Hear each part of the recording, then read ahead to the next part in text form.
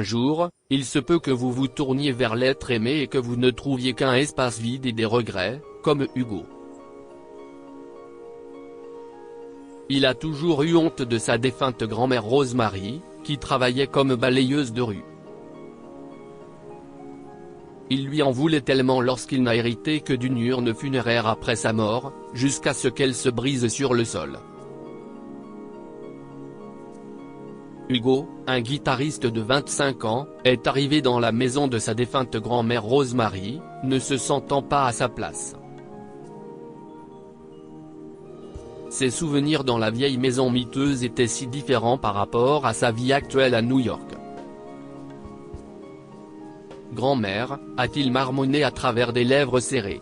Il s'excusa l'air de rien d'avoir manqué son enterrement et fit le tour de son humble demeure en regardant les photos de son enfance avec elle. Elle ne faisait rien d'autre que raviver les souvenirs douloureux de ses actions et de son attitude. À l'époque, il était gêné par son travail de balayeuse de rue. Maintenant, il avait honte de lui-même et de la façon dont il la traitait. « Hugo, chéri, marche sur le côté. Fais attention. Fais attention », lui rappelait-elle lorsqu'elle l'emmenait à l'école, mais il l'ignorait. Ses doigts touchèrent la vieille table d'études qu'elle lui avait achetée et qu'il avait rejetée si facilement. « Grand-mère, ce vieux truc ? Sérieusement ?» avait raillé Hugo. Il voulait une console de jeu, mais sa grand-mère ne pouvait pas se le permettre. En se rendant à la cuisine, Hugo s'est moqué des meilleurs plats de Rosemary en disant qu'elle était créative parce qu'elle n'avait pas les moyens de s'offrir quelque chose d'extravagant. Mais il était un enfant exigeant, qui en voulait toujours plus. Elle essayait d'être joyeuse. « La prochaine fois, mon chéri », promettait Rosemary. Mais elle ne pouvait rien accomplir, et il ne faisait que lui en vouloir. C'était dommage qu'il lui ait fallu si longtemps pour comprendre à quel point il était ingrat. Il entra dans sa chambre, remplie de vieilles affaires, dont un berceau en bois et une chemise partiellement cousue qu'elle avait confectionnée pour lui. Incroyable, grand-mère. Sur une échelle de 10, à quel point étais-tu sûr que je viendrais te voir pendant toutes ces années ? Hugo réfléchit en secouant la tête. Les vêtements. Un autre souvenir de son passé a refait surface, la débâcle du bal de fin d'année d'il y a 8 ans. Évidemment, il voulait quelque chose de remarquable et avait secrètement admiré un costume coûteux dans une boutique, mais il en voulait une fois de plus à sa grand-mère de ne pas avoir d'argent. Après s'être fait taquiner à l'école parce que les enfants savaient qu'ils n'avaient pas les moyens de se payer un bon costume pour le bal de fin d'année, Hugo est rentré chez lui et a claqué la porte de sa chambre. « Mon chéri, ouvre la porte s'il te plaît. Si est-ce une fille ? Elle t'a rejeté ou quelque chose comme ça ?» Rosemary avait frappé, sa voix apaisante et soucieuse. Mais il ne voulait pas lui parler à ce moment-là. Frustré par leur situation financière, il avait hurlé dans son oreiller. Rosemary avait attendu qu'Hugo se joigne à elle pour le dîner ce soir-là, mais il avait refusé, la laissant inquiète et seule à table. Le lendemain, elle s'est dépêchée de préparer un bon petit déjeuner, mais il a repoussé et est parti précipitamment. Les souvenirs d'Hugo continuaient à le hanter alors qu'il marchait dans la vieille maison de sa grand-mère. Il se souvint d'une fois où ses amis s'étaient moqués de Rosemary pendant qu'elle travaillait, et son visage devint rouge de honte, alors il s'en prit à eux. « Fermez-la, les gars. Fermez-la », avait-il crié en essayant de s'éloigner. Rosemary, ignorant l'humiliation d'Hugo, s'était approchée de lui avec des biscuits. « Tiens, mon garçon », lui dit-elle doucement. « Je ne veux pas de ces fichues choses », avait-il crié sans pouvoir contenir la diatribe qui avait suivi.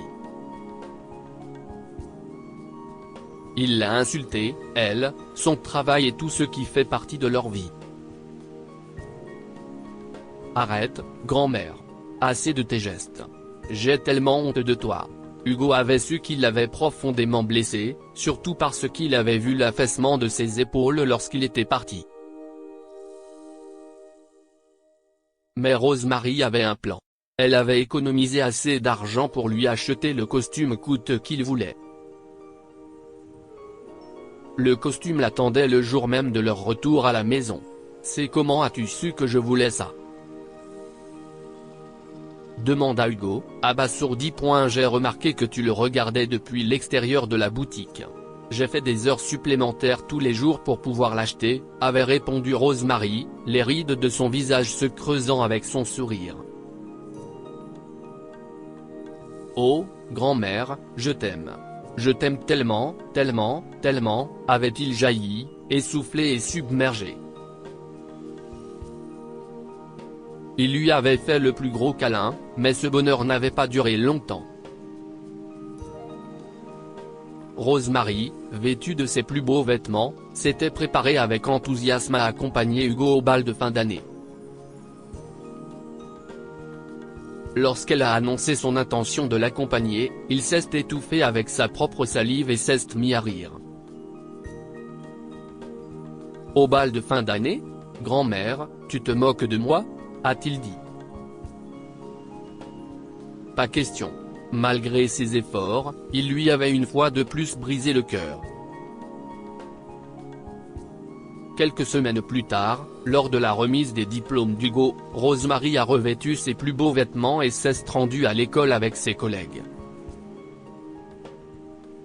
Hugo les a vus, et au lieu d'être heureux d'avoir autant de gens qui l'acclamaient, il a donné de l'argent à l'agent de sécurité pour qu'il leur refuse l'entrée. Hugo n'a eu que le temps de voir Rosemary et les autres travailleurs sanitaires se faire escorter vers la sortie. Il y a eu des cris et des supplications, mais il est parti rejoindre ses amis. De retour à la maison, Rosemary a préparé les plats préférés d'Hugo pour fêter son diplôme et son anniversaire précoce. Cependant, lorsque Hugo est arrivé, il n'a pas tenu compte de la nourriture. « Pourquoi es-tu venu à mon école, grand-mère » a-t-il demandé. Elle était confuse, mais la diatribe d'Hugo était très claire. Il lui a reproché, ainsi qu'à ses collègues, d'avoir essayé de lui faire honte devant ses amis et leur famille huppée. « Vous avez presque ruiné ma réputation lors de ma remise de diplôme », accusa Hugo en la pointant du doigt. Quelques jours plus tard, le jour de son 18e anniversaire, Hugo a quitté sa grand-mère pour poursuivre ses rêves de musicien dans la grande ville, l'abandonnant malgré ses supplications. Au fil des ans, ses contacts avec elle se sont réduits jusqu'à cesser complètement. Lorsque Rosemary est tombée malade, Hugo n'a pas pu lui rendre visite en raison de sa tournée musicale. Elle est décédée seule, et il n'a été informé de son décès que bien plus tard. Et maintenant, il était de retour chez elle, pensant à tout ce qu'il ne pouvait pas reprendre. Un coup a interrompu ses souvenirs regrettables. C'était Simon, le voisin de Rosemary, avec une urne et une lettre pour Hugo. Il l'a parcourue et a découvert qu'elle voulait que ses cendres soient dispersées dans la mer. Il a roulé des yeux, pensant que c'était un tel inconvénient. Mais le voisin avait autre chose, le chien de Rosemary, Sonny. C'était une autre responsabilité dont il ne voulait pas, et il prévoyait de l'abandonner. Il fouilla la maison à la recherche d'objets de valeur cachés, ne trouvant rien et réfléchissant amèrement à la vie de Rosemary. « Regarde-toi, grand-mère. Qu'est-ce ce que tu as gagné en passant des années à nettoyer les rues? Rien. Et qu'est-ce ce que tu m'as laissé? Rien du tout. Juste une urne avec tes cendres. Génial, cracha-t-il dans le vide, sachant qu'il était encore plus en colère contre lui-même. Il passa la nuit et commença à explorer le grenier le lendemain. Il y trouva une boîte remplie d'objets insignifiants et un vieux journal intime. Il était sur le point de commencer à le lire quand les aboiements de Sonny sur un râleau le distraient. Il essaya de calmer Sonny, et ce faisant, il renversa accidentellement l'urne de sa grand-mère Rosemary qui se trouvait sur une table voisine, et ses yeux remarquèrent un médaillon niché dans les cendres. Confus mais curieux, Hugo s'est rendu chez Simon, qui lui révéla que Rosemary lui a demandé de mettre le médaillon dans son urne, en disant qu'il faisait partie de son passé. Intrigué, Hugo retourna dans la maison et commença à lire le journal de sa grand-mère, qui le transporta dans l'enfance de Rosemary. Sonny s'est assis à côté de lui pendant qu'il lisait, et Hugo n'a pas pu s'empêcher de lui tapoter la tête. Au printemps 1949, une jeune Rosemary, qui jouait près de la pluie, remarqua l'arrivée d'une femme riche, Anna, et de son fils, Henry, à l'orphelinat où elle vivait. Elle découvrira plus tard que leur famille était de grands donateurs de l'église qui gérait ce foyer. À l'époque, elle avait furtivement pris le joli foulard rouge d'Anna, mais Henry l'avait attrapé. « Où est l'écharpe de ma maman ?» a demandé Henry pendant que sa mère était distraite en parlant à d'autres adultes. Rosemary a nié l'avoir prise, mais il a persisté, menteuse. « Tu l'as volée. Je t'ai vu courir avec. Rends-le-moi. » Rosemary s'est mise à pleurer, ce qui a attiré l'attention d'Anna et d'une religieuse.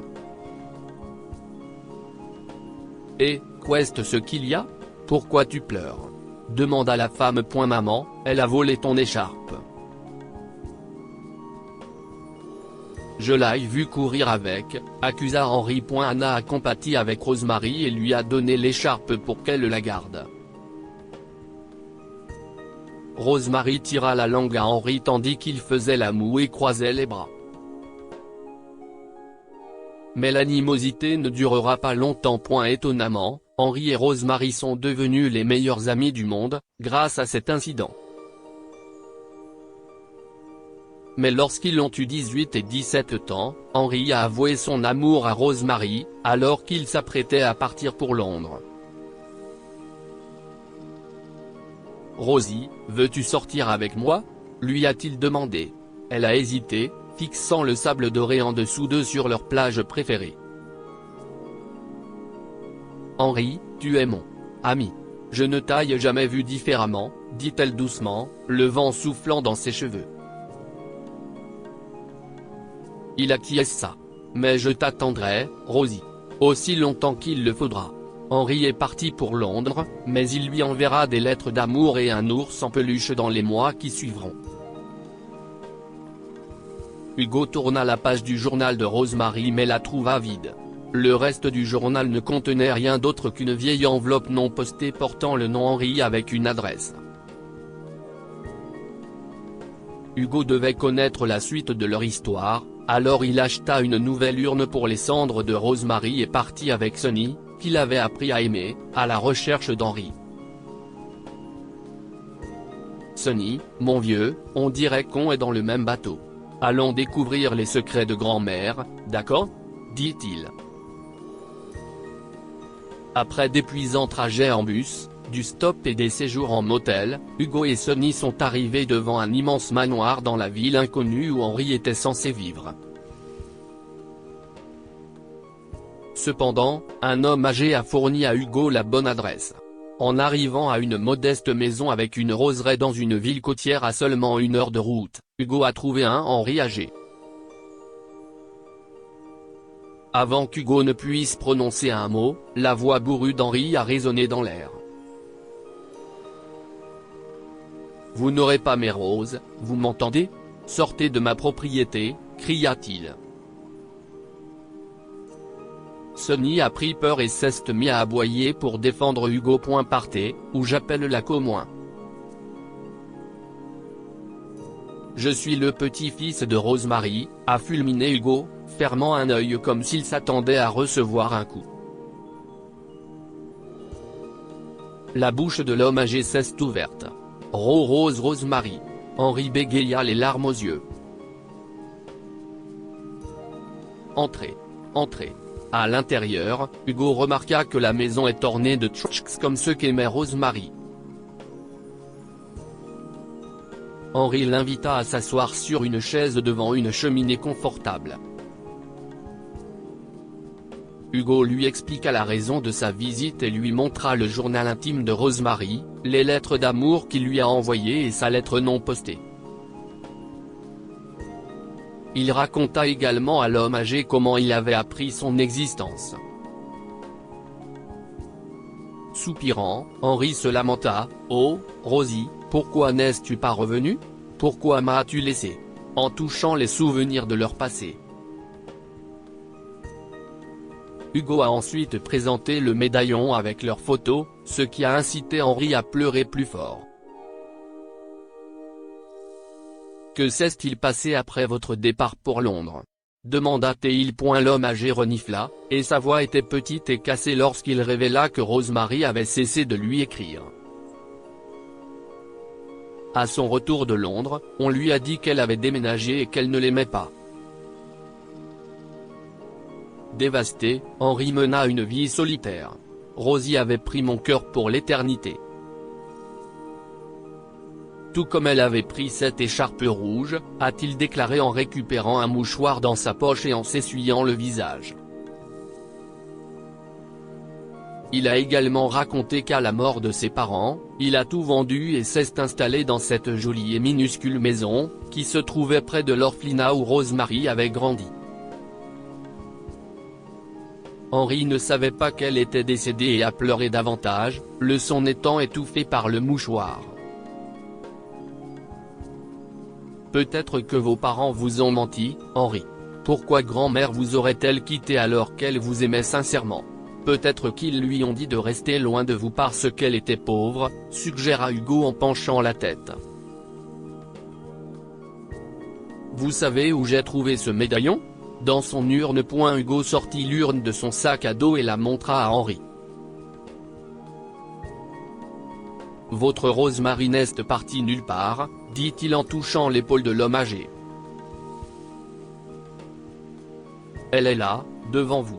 Je pense qu'il est temps de lui dire au revoir. Henri acquiesça, s'essuya à nouveau le visage avec le mouchoir et le conduisit à la plage toute proche, l'endroit préféré de Rosemary et lui. Au son des vagues et des mouettes, ils ont dispersé ses cendres ensemble.